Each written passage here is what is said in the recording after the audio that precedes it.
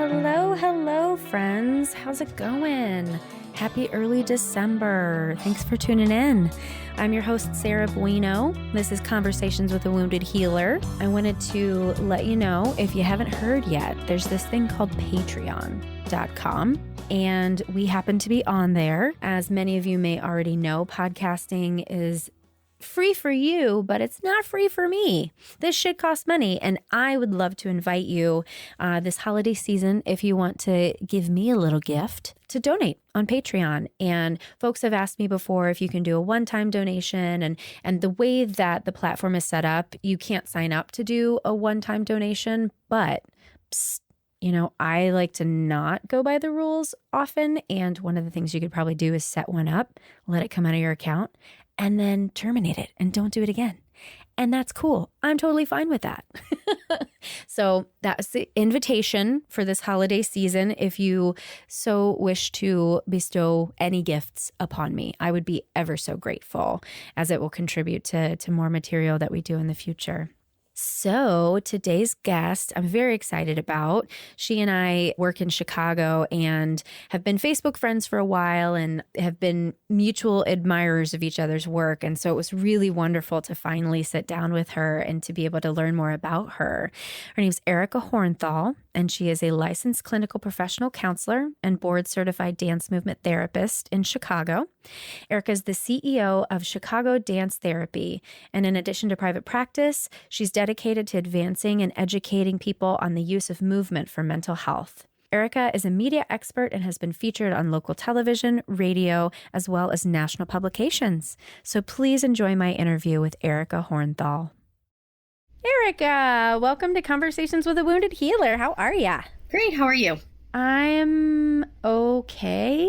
It's been a week. Oh, yeah. And it starts all over tomorrow. I heard that. You know what? It never ends. I mean, right? When you own your own business, Right. like I work on Saturdays, Sundays all the time, right? Yeah, pretty much. Yeah. Well, I'm really excited for you to be here today. And we've only met once in person, right? Or did we meet before that? I remember the She Recovers event when we met. I don't remember. It might have been the She Recovers event. I feel like our paths have probably crossed before that, but I don't know if we ever actually got to officially meet. So Yeah. And we've never really gotten to talk very much. So we get to dig into all the fun things today. But I see you're out there killing it, really, really like advocating for dance movement therapy in a way that's so awesome. Thanks. I appreciate that. Yeah, I think, it's always difficult with social media because we get a very limited picture, right? So yeah, I think people who interact with me and my advocacy see it a lot. And so, they do. I mean, I see the people that I continuously follow and search for as well all the time. And then I don't see the people that I'm like, oh, we talk all the time on the phone, but I don't even think they're on Facebook. It's like their walls kind of, because of algorithms and things like that. But yeah, I mean, I think it's constantly an uphill battle, but I'm trying to make movement therapy accessible to everyone, and every day just trying to kind of sit with what it means for me and then trying to make it relatable across different genres so that it's not just for dance and it's not just for therapists. But, when people hopefully hear or see the words movement or something about mental health, I've had a lot of people who I'm not necessarily, quote, connected to, or new followers, if you will, reach out and say like, wow, that really resonated with me. Or, oh, where did you get that quote? So for me to be able to say, oh, it's mine, or I was writing it, it came out, and then for people to say, oh, can I share it? Like that means a lot because it's not just staying in one place, and it's not just for the field, or the dance therapist, but other people are starting to connect to what that work means. So that's really cool. Let's rewind a little bit and have you really introduce yourself and tell people who you are and what you do, and then like really dive into all these concepts. Sure.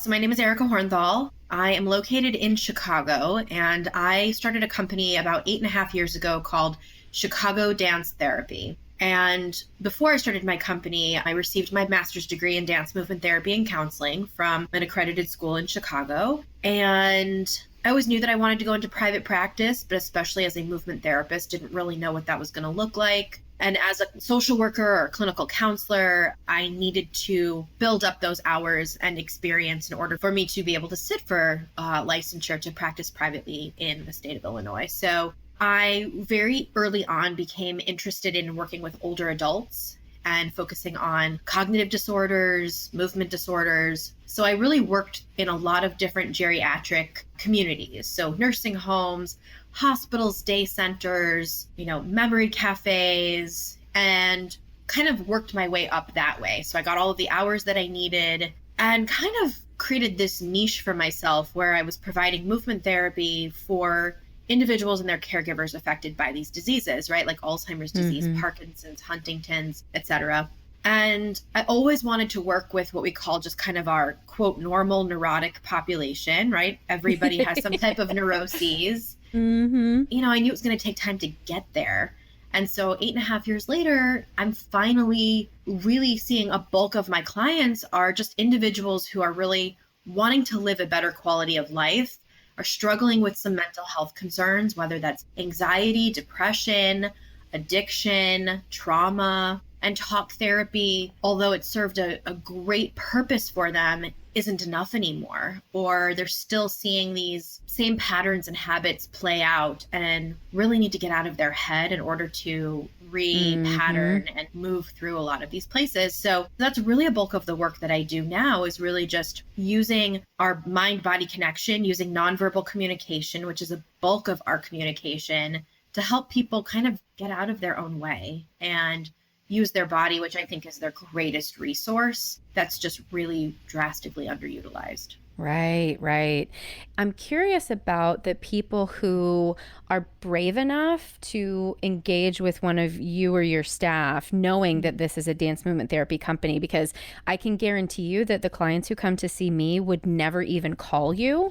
And I know that it's just, they don't know. And like, people are terrified of being in their body. And for some people who are traumatized, rightly so, because the body was a scary place to be. That's where they were really harmed. So I wonder if you can share with us kind of like, I'm sure there's no typical session, but what does it look like for people who might be afraid of that word dance? So you're right. There is no typical session. I think we hear the word dance or even movement and we think, okay, there's going to be a prescription, prescribed movement like my physical therapist would prescribe me.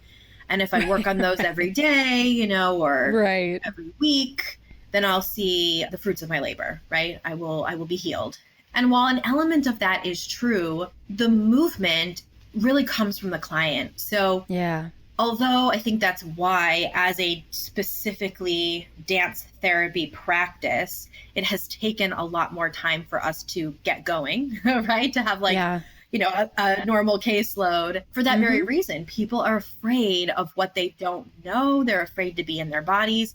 And they're afraid of the word dance, which actually is, oddly enough, oftentimes the last thing that we engage in. So Right, yeah. What normalizes it for them is when I say, one, nobody knows what it's like to be in your body but yourself. So it's really empowering because it's not about me knowing more than you already know or don't know. And I think the second piece that really gets people is the fact that they understand that there is an element that is getting in their own way. Like, I shut down parts of my body. I choose not to listen to my body. And the minute I say a combination of those, there's a light bulb that goes off. And oftentimes people are like, oh, that's what this is about? Why didn't I know sooner? Exactly, right? Because, me talking about it isn't always allowing me to do the work. So, and oddly enough, when I talk to people on the phone, for like a consultation or an informal kind of education, like maybe this is for me, maybe not, I never use the word dance outside of the name of our company. Yeah. So they're like, I've been a dancer. I love dancing. I'm like, that's great. And let me tell you about movement therapy, because it actually has nothing. We're not doing choreography. We're not jazzercising. And I don't want to do a disservice to the dance therapists who are focusing on dance, because there are a lot. And I do have many clients who really do enjoy the aspect that dance brings in. But I would say maybe 5% of my clients consider themselves dancers. What it comes down to is that we're all movers and that we all experience the world in our bodies. And it's up to us to tap into that for our greatest potential, and to create change for ourselves.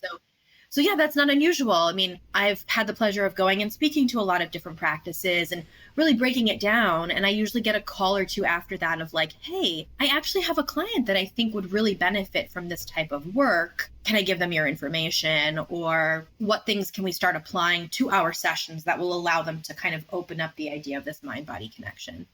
So that's not unusual. And I think, again, that's why I decided to advocate so passionately, because there's just a huge misconception around the potential for movement in the therapeutic relationship. Right. I wonder if this is going to sound super judgmental, but I find psychologists in general tend to be really focused on the head part. Yeah. And I wonder if you see any particular licensure pushing back on this more than another, or any type of like, let's say someone is like, well, I'm a CBT therapist and I think CBT is the answer. And so your dancing is stupid, or right. I'm sure people don't say it that way, which please God, I hope they don't. You never know. I mean, so the first thing that comes to my mind is actually that most dance movement therapists also have other psychological areas of expertise. So dance therapy in itself, although it can stand on its own, it's paired with different psychological methodologies or different paradigms. So like, I consider myself very person-centered, and a lot of what I draw on is from Rogerian theory. So I'm always using that, and then using movement as the intervention to help support the work with the client. So it's funny to me because, not that we've had it put that way exactly, but yes, there will be DBT practitioners, ABA practitioners, CBT practitioners, family systems practitioners that will feel that way. And the funny thing is I can say, well, it can be used in conjunction. You know, like my therapist is a family systems therapist, and she uses the body to help facilitate interventions. So it's not a one or the other. And I think once people start to understand that, it's like, oh, wait, so I can refer my client to you because you do cognitive behavioral therapy, but you incorporate the body? What does that look like? You know, like, right. Well, you can change your body's behavior to change your cognition, you know, or you can change the way your body thinks to change the way you behave. So oddly enough, I have not really had success with one specific area of psychology. But I think what's happening is many practitioners in the field are understanding that the body plays a huge role, especially after reading books like The Body Keeps the Score. Yeah, that's what I was or just different thinking works of. by Peter Levine, right? So, or polyvagal theory. And I think now they're like, oh, wait, the mind and the body are connected? Or, I mean, I just read a great book that talks all about how our emotions are embodied. Like, what book is that? It's actually called The Molecules of Emotion. It's by Candace Pert, or Dr. Pert. It was a tough read. Not all of it's super easy, but it really hit home because it's like your emotions live everywhere in you, and different receptors are responsible for that. And they're on, you know, the surface of your kidneys, the surface of your pancreas, you know, your second gut, your head, your heart. So it makes it more real for people that are thinking, well, I only think up here with my head, instead of feeling like, no, I think with my stomach, you know, or I think with my heart. Yeah. We're so conditioned to say, well, your heart can't think, right? But our body talks. It has its own language. And when people open up to that, you know, I found myself in sessions say very early on, I say this a lot because I remember the monologue, the inner monologue of like, what are you doing? What are you saying? But a client recognized this part of her body that was really frozen. And I remember just blatantly asking, if that part of your body could talk, what would it say? And that inner monologue was like, what the like, what are you saying? She's going to look at you like you have 5 heads and she's going to walk out the door. And she looked at me. That's a question I ask all the time. Yeah. She looked at me. She closed her eyes. She thought about it for maybe a minute. She opened her eyes and she said, it's lonely and it needs connection. And I was like, okay, this is where the work starts. So, you know, it's not about positions and plies and tutus and as I see your ballet slippers behind you on the wall in my office. But yeah, it's just really about understanding our body and our movement, and that it's talking to us all the time. And if we don't listen, we give it no choice but to scream. And it's a huge struggle, you know, and if you listen to it, you might not like what you hear, but working symbiotically, you know, or working in that cohesiveness is a lot better than working against it. So yeah. I'm curious your personal journey to becoming a dance movement therapist. I'm guessing that there's a history of dance, and Yeah. then tell me the whole story. So, I mean, at the heart of it, I was at that crossroads of like, I need to find a career and I need to make a living. And I Mm-hmm. remember in high school going to our, local job fair, and there was one dance career represented, and it was a studio. And it was like, you can own Right. your own studio. Right. And the thought of that just like really turned me off because that's not my forte. I'm not, first of all, I Mm-hmm. thought to myself, you don't have the technique yourself. How would you share that with others? Like I don't want to be the one that tries to educate when I feel, in a sense, like inadequate about that on my own. Not that you have, I mean, I could have been the administrator and hired, dancers to do that, but it just didn't seem right. And I was like, well, that's it. Okay, I could be a performer. I'm like, but again, I don't Right. I don't have the Right. heart in terms of, showing up for an audience. It felt more anxiety provoking than anything else. So, I declared myself a dance major early on and went into college that way. Within the first 6 months, I'm sitting down with my supervisor, and, she's like, okay, next is lighting and costuming and staging. And I was like, oh, I really don't Wah, love wah. that. Right. I was like, can I just take more classes? I just want to dance because that's where I felt Right. free and expressive. And she was brilliant. She looked at my schedule and she said, I noticed you're taking psychology. How do you feel about that? Oddly enough, that's like such a cliche thing to say. Right. But I was like, well, I feel, to be honest, it feels easy. And not easy because it's like Psych 101 and everybody said it was. Right. The professor is bringing up topics that I've understood for a really long time and didn't even know there were names to. It's like finding out for the first time what deja vu is, and you're like, oh, Yeah. I know what that is. I experience that all the time. Right. So these concepts where I was like, wow, wait, not everybody knows what that is, or not everybody's experienced that.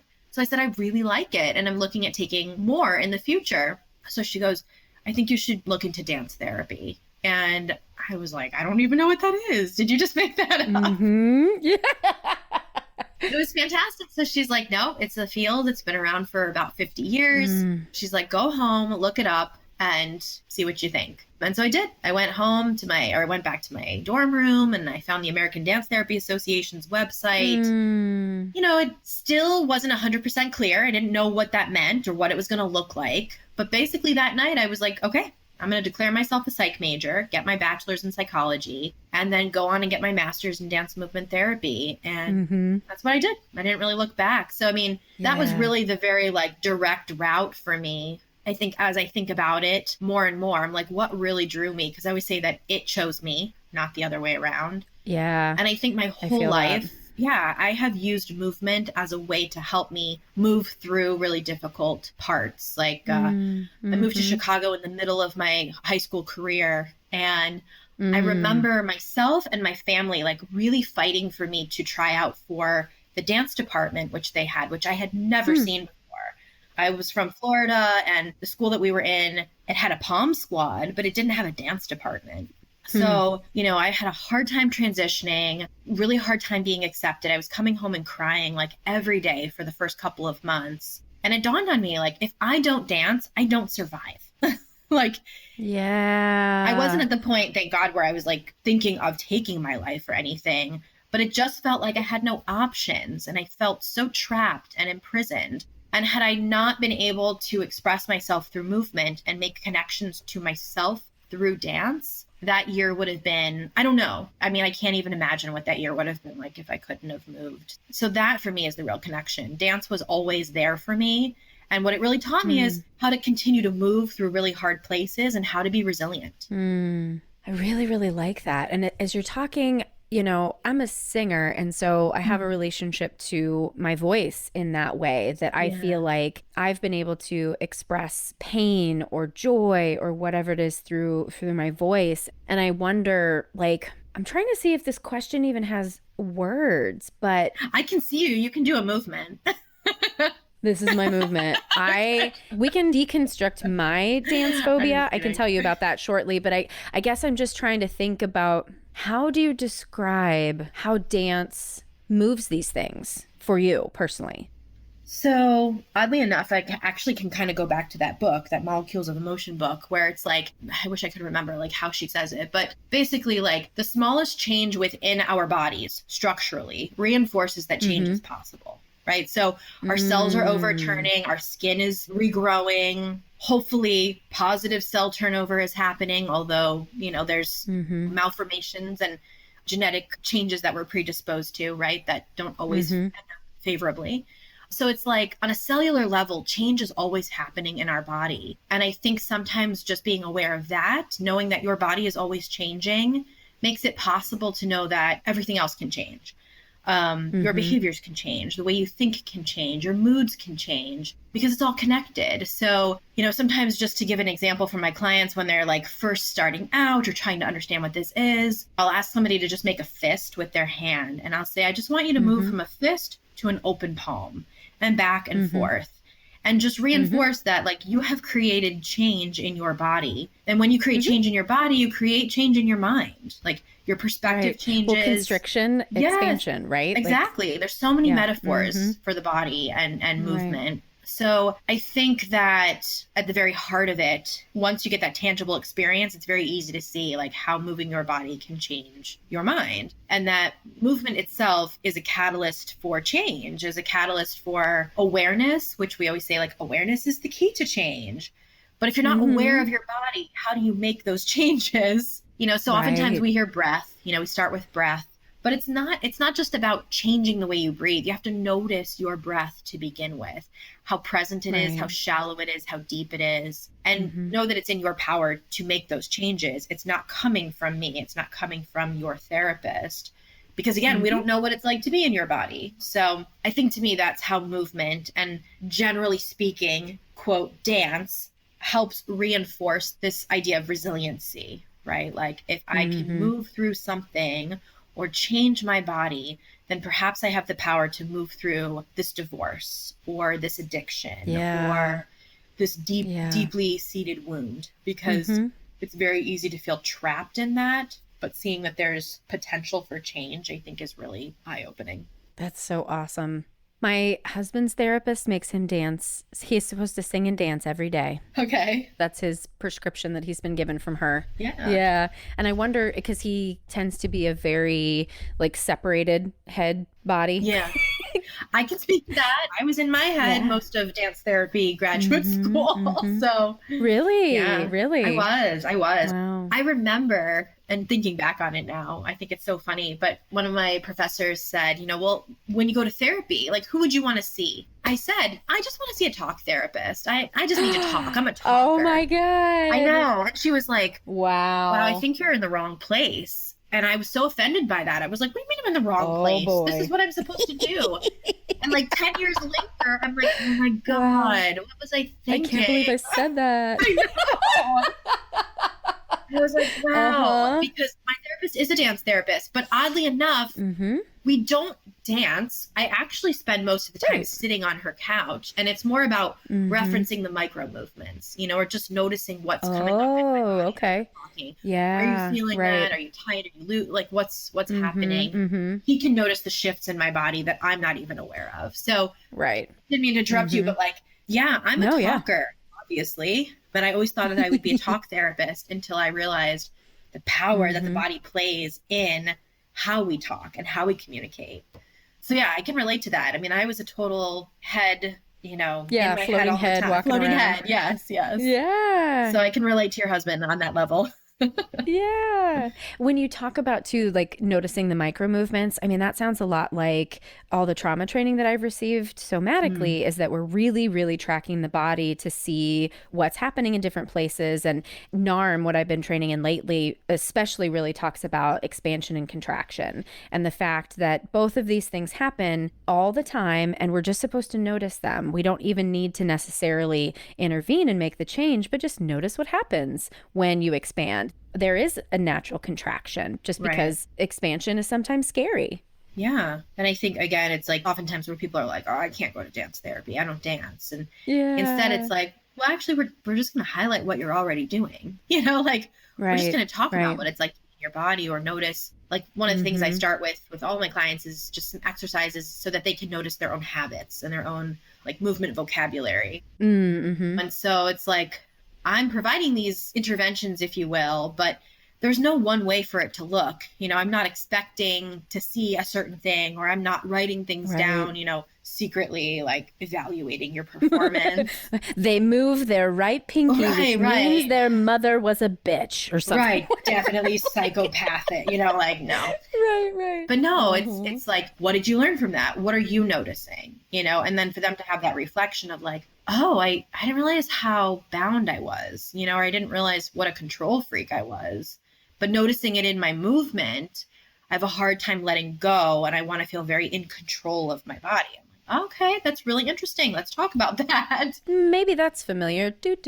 I mean, look, I've had the opposite where people come in and they're so disorganized in their body. They can't settle down, or they can't focus, or there's no direction. And knowing that, we can start to bring that into the body as well. So it's been really interesting and educational for me, because the more I do it, the more I'm like, oh, yeah, I was not living this way. I was not operating at a very mind-body level. And it was a detriment, because I keep thinking, I wrote this the other day, I was like, my mind was kind of imprisoning me, and using my body actually allowed me to feel free to move through places. I find it when I'm working with my clients, like if I'm thinking about something or overanalyzing something, which, oh God, I do too much of, actually engaging with my clients in a session brings me back to my body. And when I leave, I'm like, wow, I've got some clarity now. Or I know that there's a decision. I've created space between my anxiety or whatever I was worrying about. I'm in my body, and now I have created this perspective of like, do I want to go back and worry about that thing? You know what? I didn't do it for the last hour, and the world didn't fall apart. So I'm okay. And now I can manage it because I have the space and the capacity to actually feel what needs to be felt. Yeah. I'm really curious your answer to the question of whether or not you consider yourself a healer. Yeah. I mean, yes.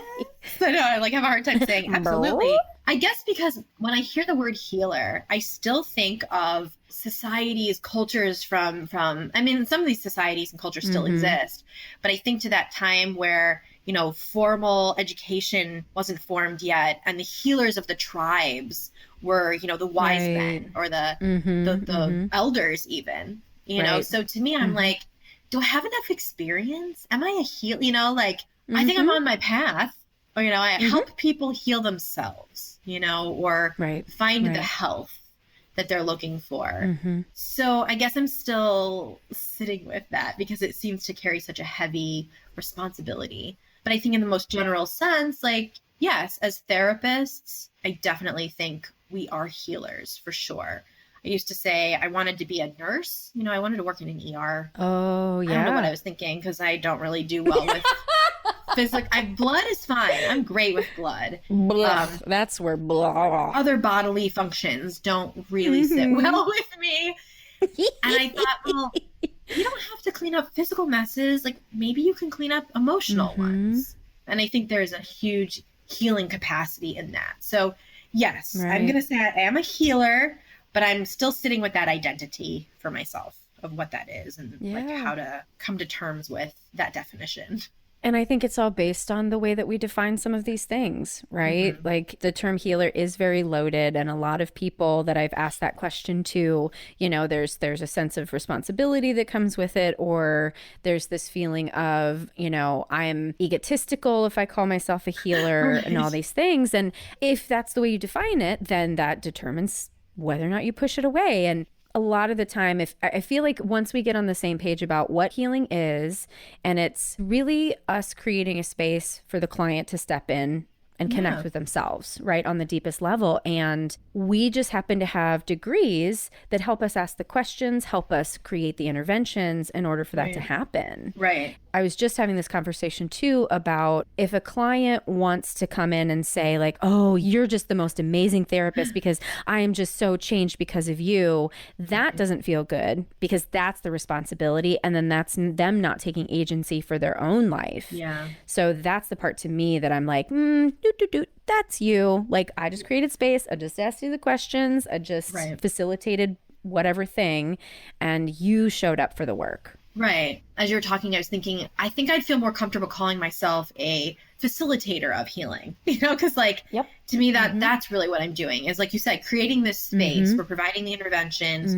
We are just really being present to the emotions and the feelings that are coming up. And I think facilitating the healing is what makes the work. And it's about that therapeutic relationship. So it's like, well, it's really nice that perhaps you've never connected to a therapist this way before.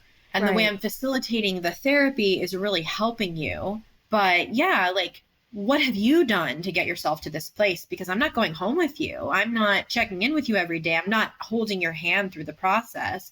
We have so many clients that you give them the same information, but everybody's motivated in different ways, So I'm like, here's a client that within 2 weeks, I was like, wow, you are really motivated to make this happen. And in the same 2 weeks, another client with maybe, similar information that has been imparted is like just as stuck as ever before. So I think anytime healing is involved, we can potentially call ourselves healers, but the work, is reflected in how the clients respond and how much responsibility they take on. For me to just say, I'm a therapist, so I'm a healer, but have I seen healing, right? Like, have I seen people heal from the work that we do? Yes. Yeah. So I think it comes down to almost like the experiences, I guess. And this is such a tacky way to say it, but I was going to say the success rate of therapy, are you seeing our clients changing? Is there change happening? 'Cause that to me is the healing aspect. So yeah, that's a good question. I'm going to sit with that and be like, am I a healer? I know, because the way I equate it is I automatically think to like ancient tribes where like, again, that healer is kind of the wise person. I'm like, I don't know. I haven't been on this earth long enough to be a wise person. I don't know. I don't know that that's true. I think there's, you've been in the field long enough that there's wisdom that comes with that, and somebody's got to start fighting for these modalities and for this mind-body connection. And I really see you positioning yourself. I'm going to say this, and it might sound shitty from a therapy perspective, but I mean it from a marketing perspective, that you're positioning yourself as an expert, which is what we have to do. Right, so in that marketing world, right? Yeah. Right. And so I really appreciate that. I appreciate the way that you're showing up, and it feels very fierce and passionate about this desire to really help people wake up and get back to their bodies. And I really admire that in you. Thank you. That really that makes me smile, because actually how you put it was perfect. And I say this a lot when I'm talking to other professionals in my specific field, is like, first of all, when we use that word expert, it's often media induced, right? Because if you've had any opportunities in like media, they position you as the expert. And then I think it's very easy, and this has happened a lot, where people will say, you didn't pay homage to the founders. You didn't talk about this. You didn't talk about that. I'll be the first one to say, not in the media, because they don't know who those people are. And they don't give a fuck. They're not there to ask those questions, right? So to be honest, if Marion Chase was still around, she's like we call her the grand dame of dance therapy. I hope she would be in the media, and then she could be the expert. Yeah. And I'm not positioning myself to be the expert of it all, but we kind of get projected into this, like, we have this expert with us. And I've stepped into that role because I'm comfortable in feeling like I know what I'm talking about. I can speak from my perspective. Yes. I feel like I have a very strong base for what dance therapy is to me and the work that I'm able to do with my clients. And that's where I speak from my expertise.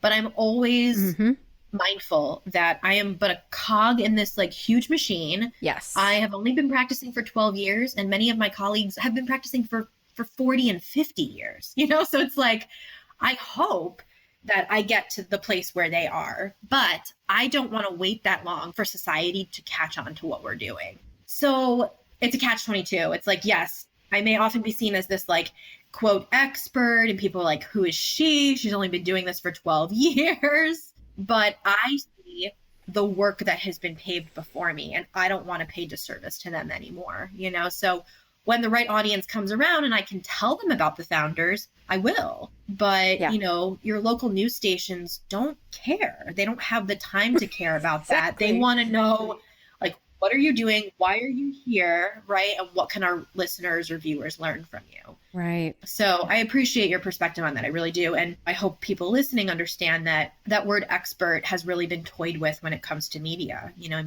Look, we have lifestyle Yeah. experts. What does that mean?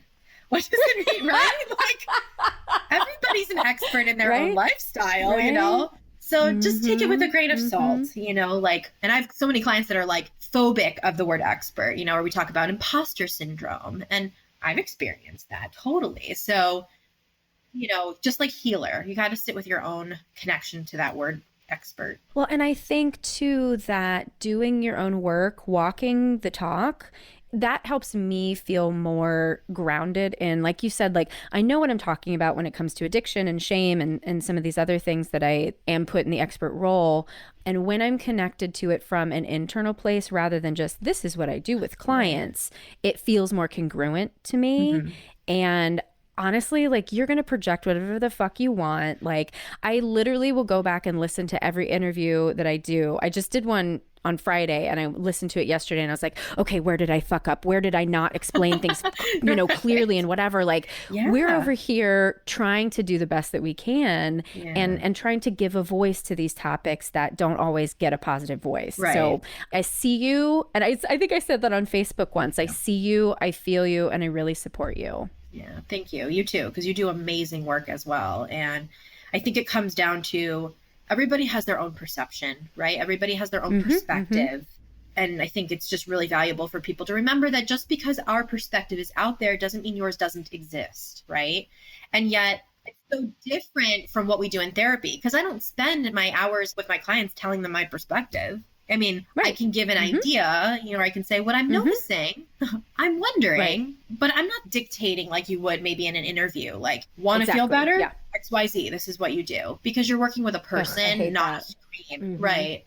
So I think just because we are saying what we believe our expertise to be in those 3 minutes or however long it is, know that your expertise is valid too. And if anything, that's propelled me to try to push other people into the spotlight. Like, you know, I get it. Not everybody wants to be seen, but then write a blog, you know, or connect to your local communities or your local organizations, because, you know, I'm in Chicago. I'm not looking to speak in Des Moines. I'm not looking to reach out to a local newscast in Maumee, Ohio. So if you're there, like, I hope that this allows you to feel like you have a voice and that you can advocate for our work too. And for me, it's like the more I've done it, it's kind of infectious for me anyway. It's like, that was fun. I want to do this again, you know, and I can definitely, I kind of laugh, but I'm like, I think this is why Dancing with the Stars still works, because stars still want to be in the limelight.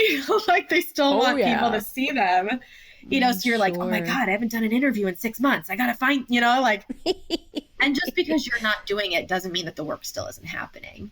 Okay to kind of step back, but I love trying to empower at least other movement therapists to do the work themselves. Like, great, thanks for sharing this interview, but you could do it too. You know, call your local news station, or gosh, emails are readily available. Go on LinkedIn or, you know, do a Google search and you can connect to your local producers. Yeah. So yeah, it felt necessary at first and now it just sometimes feels like fun. So good. Well, I hope you enjoy. I definitely want to get to the question about wounded healer. How does that one sit with you? So wounded healer, I think is interesting because initially I was thinking it means that it's a healer who they themselves have needed or gone through healing, right? So I feel like in some respect, maybe all therapists in some level are wounded healers because we've all needed to heal from something ourselves. And that's maybe what's propelled us into working with others and wanting to help others. The juxtaposition for me is like, I see clients who use that word wounded as something that they can carry with them and hold on to, like that victimization, right? Or like feeling like I've been wounded, I'm broken, there's something wrong with me. And I think on the contrary, being wounded just expresses that we're human, right? Like it's funny for me to say this because I'm a recovering perfectionist, but you know, there is no such thing as perfect. And like when we're wounded, I just clutched my pearls. Yeah, right? Like we can learn from those experiences. Like if you don't mess up, if you don't make mistakes, not that being wounded is, you know, that we've done it to ourselves necessarily, but you can rise to the occasion and move through it, or you can continue to hide behind that. So, you know, to me, being a wounded healer isn't a negative thing. You know, it's not like, oh, I'm wounded and I'm going to help you heal through my wounds. It's a sign of empathy, right? Like I've been through stuff too. And I've learned to move through it, maybe overcome some of it, or continue to be resilient through those really hard times. And I want to be able to meet you in that as well, and meet you in your woundedness, or meet you in a place where you can see that your wound isn't your limitation, and if anything, it's kind of your superpower. Yes. From the very beginning, like the name of your practice, Head Heart Therapy, is such an embodied name. It's so perfect. I was like, if I wasn't so damn adamant about calling my practice dance therapy, maybe it would have been something along those lines, of like connecting the head and the body. So I've always appreciated the name that you gave your practice. I think it's really fits beautifully. Thanks. And you know what? It just kind of downloaded, and my pictorial depiction of what a therapist is a head and a heart tied together around a key. That's beautiful. Yeah. Yeah. So that was my thought behind it, is the key is really connecting the head and the heart in an embodied way. Yeah. Absolutely. Well, let's tell listeners where they can find you. How do they learn more about your practice? How do they learn more about you? Where do they go? Sure. So chicagodancetherapy.com, and you can find out a little bit more about dance therapy. There's some media clips there, and also, bios on some other therapists that you may want to work with instead of me. Or if you want just to connect with me personally or want more information about the work I'm doing, you can go to ericahornthal.com. And we will post all of that stuff so people can find it in the show notes. And I always say I have a love-hate relationship with social media, but I'm on it, and mostly for a marketing business perspective. But you can look up Chicago Dance Therapy or Erica Hornthal, on Facebook, Twitter, and Instagram. Awesome. Well, thank you so much for sharing your time today. I really appreciate it. No, thanks for having me. This was amazing. And I'm so glad we got to have a chat, because I knew there'd be a lot for us to empathize, and a lot of it would resonate across boundaries. So totally. All right. Thank you. Thanks so much, Erica, for joining me today. I really hope you enjoyed that interview as much as I did. To find more information about Erica, you can visit us at www.headhearttherapy.com/podcast. And now the thank you roll. Thank you to the Creative Imposter Studios for editing, Liam O'Donnell for the album art, and to Ben Mueller for our theme music. Thanks for tuning in. Until next time. Bye-bye.